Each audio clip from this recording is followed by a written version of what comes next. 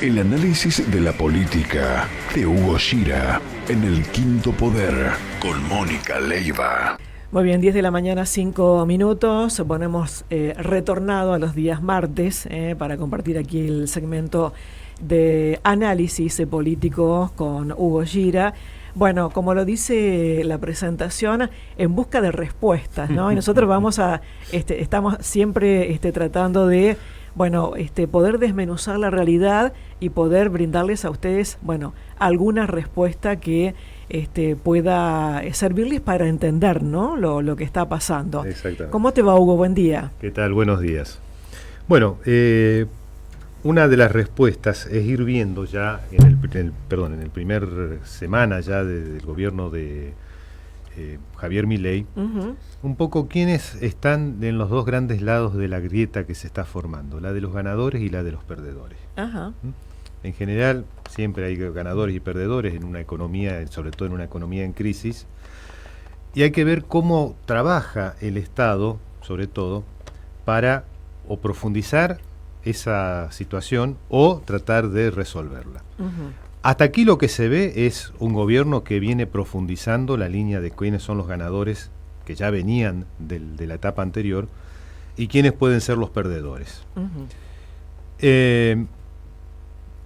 La devaluación, por ejemplo, del dólar, tiene como ganadores en general a los grandes exportadores. Claro. Y en particular a los agroexportadores. Y fíjate que ahí el gobierno nacional está haciendo una diferenciación que venimos planteando hace rato como uno de los ejes de esto, que es el ataque sobre las clases medias. Capas medias que además mayoritariamente han votado o a este presidente, seguro en el balotaje, o han votado por Patricia Bullrich con una línea muy similar a él en cuanto al ajuste que se quería hacer. Y fíjate vos que cuando hablamos de la devaluación que hace ganar a los agroexportadores y sobre todo a los grandes exportadores, las pymes exportadoras les está yendo mal con este gobierno. ¿Por qué? Estaba viendo un análisis que hizo un dirigente pyme. Cuando venden al extranjero, lo venden a $1, a 800, el dólar oficial, sí, menos retenciones. Se le quedan 7.35. Esas empresas compran insumos, tecnología, etcétera, en el extranjero. ¿A qué dólar? Al de 800 más el impuesto país. Se les va a 9.40. Claro. Si vendés a 7.35 y comprás a 9.40, ahí tenés un desbalance de entrada que te deja poco competitiva tu ¿Ahí empresa. no se revisó el tema, el impuesto país? El impuesto país sigue. Porque algo se había dicho de eso. El impuesto país sigue. Recordamos también que la semana pasada terminó con que iba a haber retenciones a todas las economías regionales. Lo han revertido para casi todas. Sí. Están pendientes la soja, que aumentó de 31 a 33%. El sector vitivinícola, que pasa del 0 al 8%.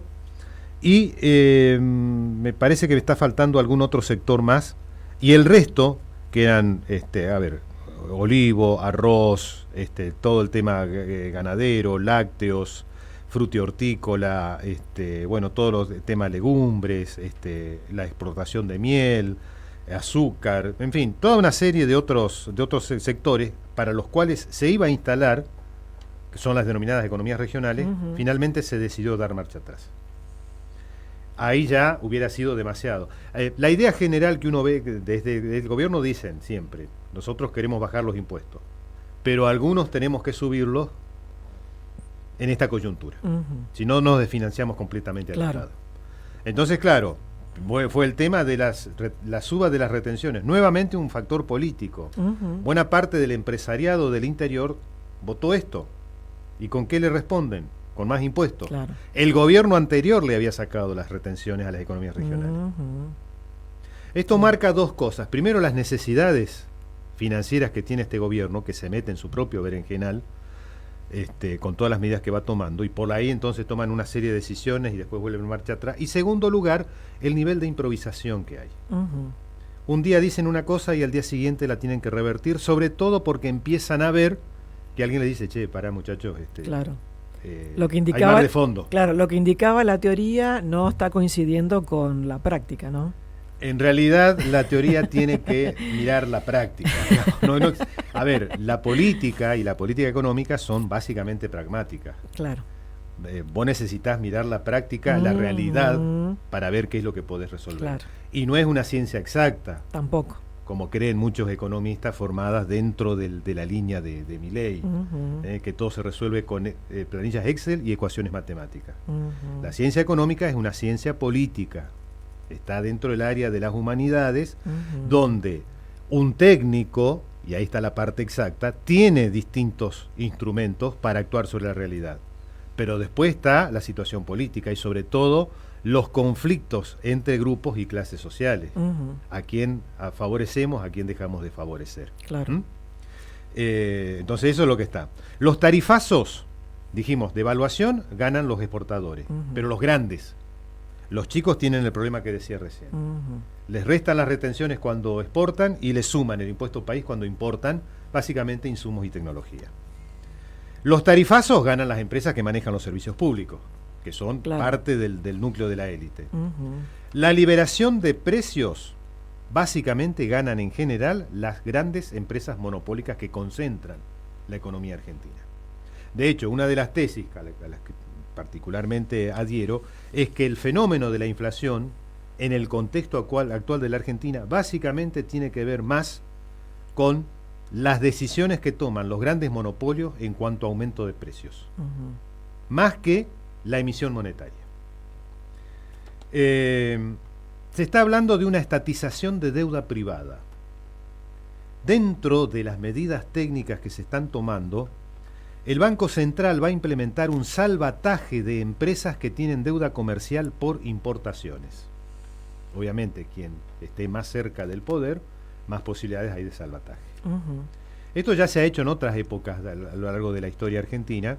El más conocido fue la privatización de deuda, la estatización de deudas privadas, 1982, cuando Domingo Cavallo era funcionario de la dictadura militar. Fue el caso más escandaloso en cantidad de plata que significó y que prácticamente aumentó 1/3 la deuda pública argentina.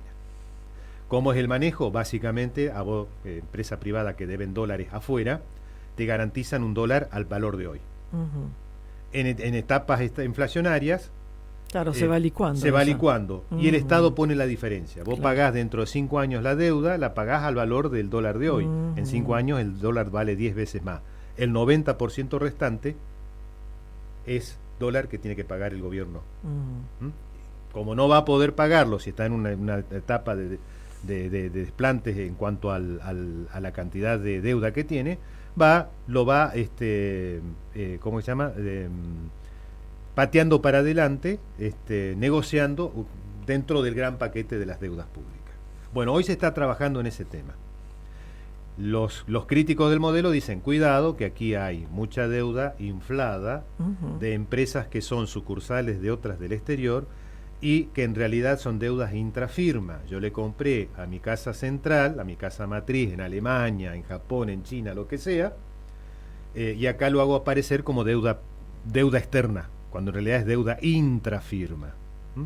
Y el Estado Nacional, otra crítica que se hace, no estaría haciendo en ninguno de estos casos una revisión, una auditoría con respecto a qué es la deuda que tiene.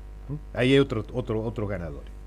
Te decía, los perdedores, básicamente todos los que viven de su trabajo, que solo tienen ingresos en pesos, obviamente la inflación te está licuando todo, asalariados, tanto formales como informales, los desocupados, los cuentapropistas y aquí está cayendo la mayor parte de los sectores de clase media.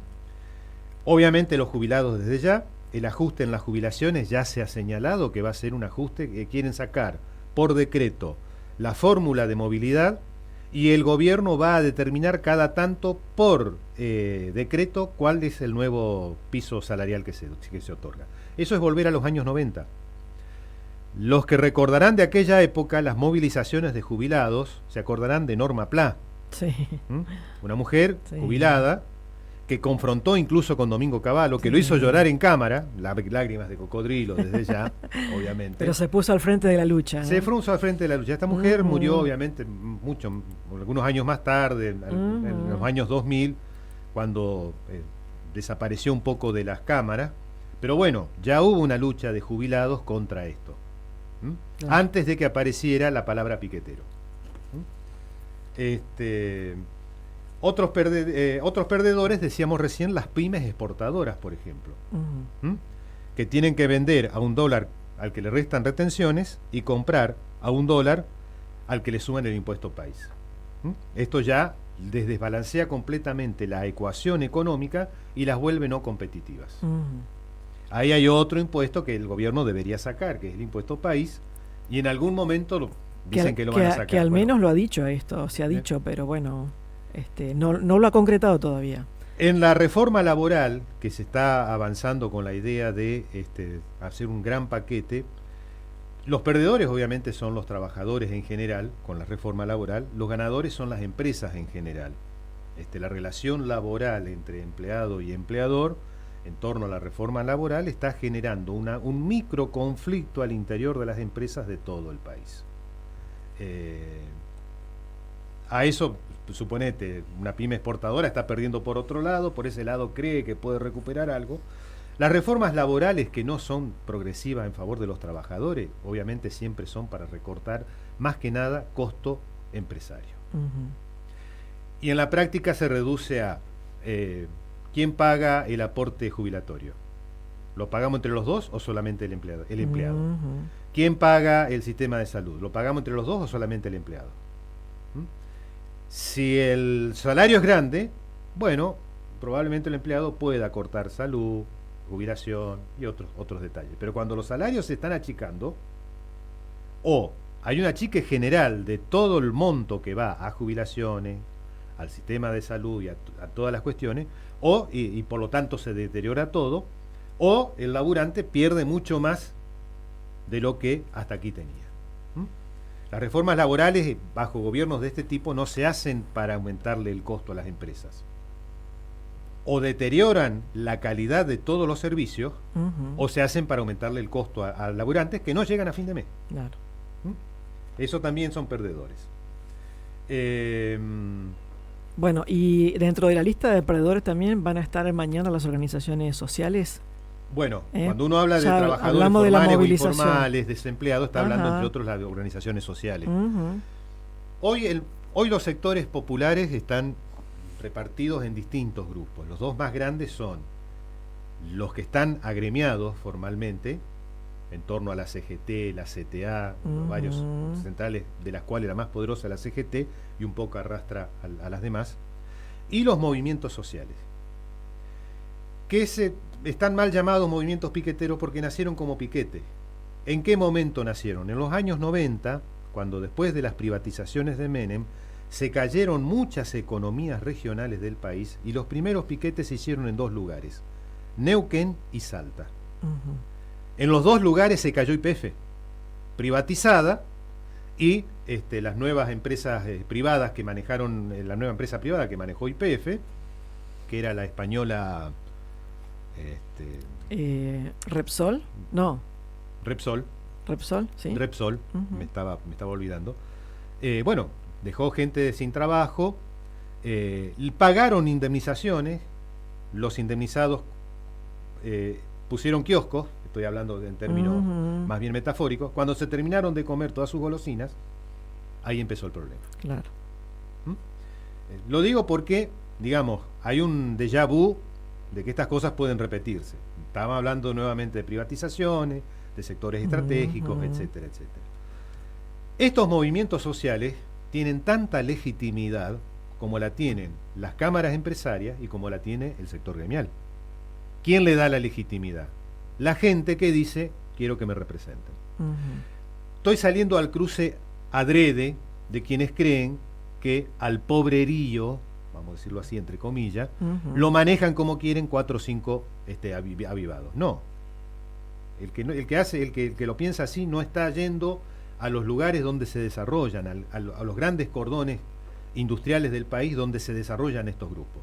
Seguro que hay avivados, como los hay en todas las organizaciones, pero no son los que determinan la característica del movimiento.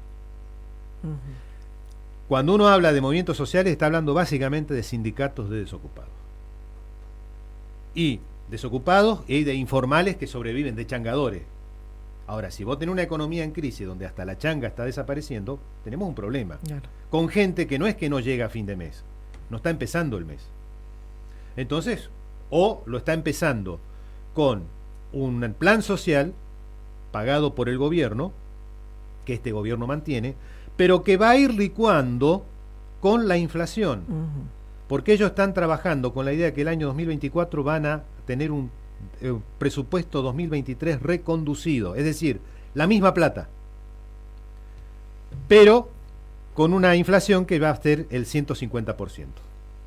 Con lo cual el presupuesto se reduce a menos de la mitad en términos reales. Y cuando vos le vas a dar a la gente el plan social, entre otras cosas, le va a estar dando menos de la mitad de lo que está cobrando hoy. Entonces mañana vamos a tener una confrontación en esta guerra de clases declarada desde arriba, un primer conflicto, una primera batalla de la lucha de clases en la República Argentina entre el sector que peor la está pasando y la va a pasar, representado por los movimientos sociales, y el Estado, que no lo tiene en la lista de ganadores a este sector. Lo tiene en la lista de los perdedores, de los primeros y principales perdedores. Lo digo porque esto es la objetividad sociológica y política del tema. Después viene todo el manejo a favor de el Estado, mediático sobre todo, del gobierno, más que del Estado, del gobierno, y en contra de los piqueteros, a los que obviamente van a estar, sobre todo a sus dirigentes, analizando con microscopio electrónico todos los pedacitos de todas las células negativas que tienen en su cuerpo. Claro. Obviamente vas a encontrar siempre algo. Todos tenemos tierra debajo de la uña. Todos tenemos tierra debajo de la uña. Y hay algunos que la acumulan en grandes cantidades. Bueno, eso es un poco la situación, el panorama. Sí. El panorama. Bueno, el protocolo antipiquetes de Patricia Bullrich está en la misma dirección. O sea, vuelve al protocolo que usó en periodos anteriores. Esto tiene serias complicaciones legales con el sistema legal argentino y con el sistema judicial.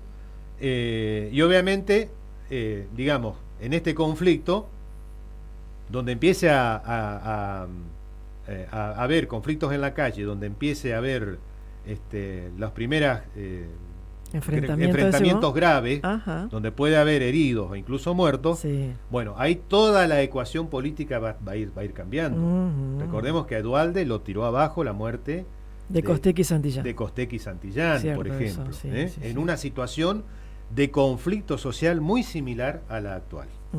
Así que esto no es un tema menor, no se trata de decir, bueno, nosotros hacemos un protocolo antipiquete, el piquetero que vaya a la movilización no cobra más, a lo que le responden desde el movimiento, y bueno, si ya estamos cobrando poco.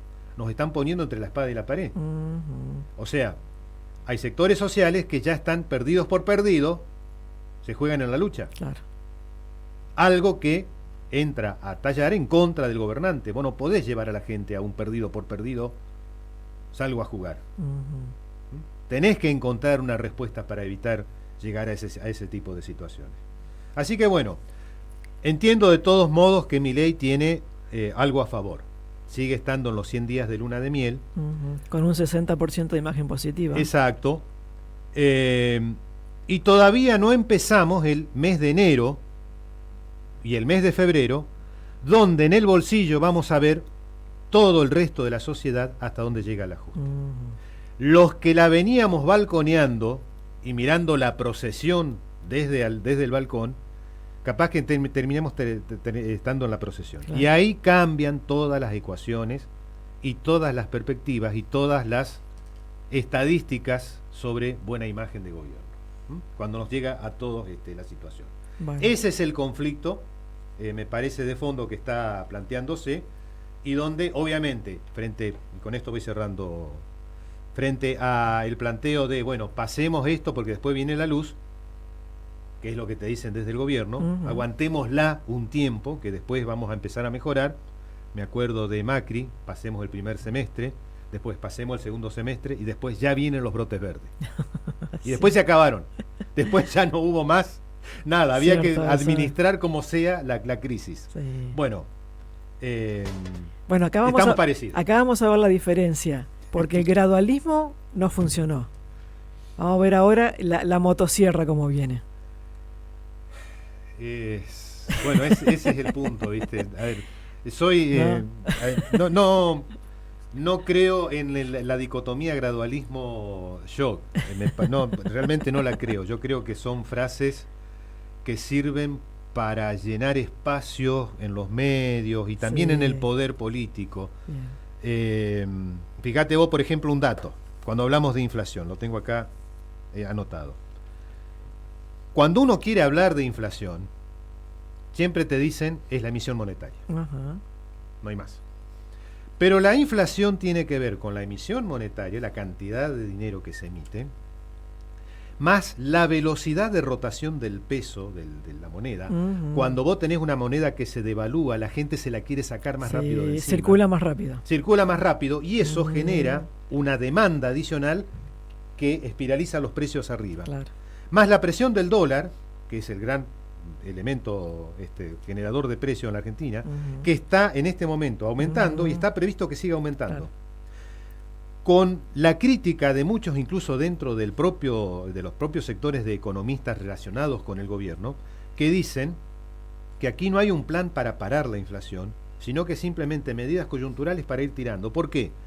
Porque saltaste el dólar 120%, lo llevaste a 800. En 2 meses, la inflación te termina comiendo ese precio del dólar. Ujú. Vas a tener que volver a pensar en otro dólar. Claro. ¿Mm? Más la inflación está relacionada con los precios internacionales.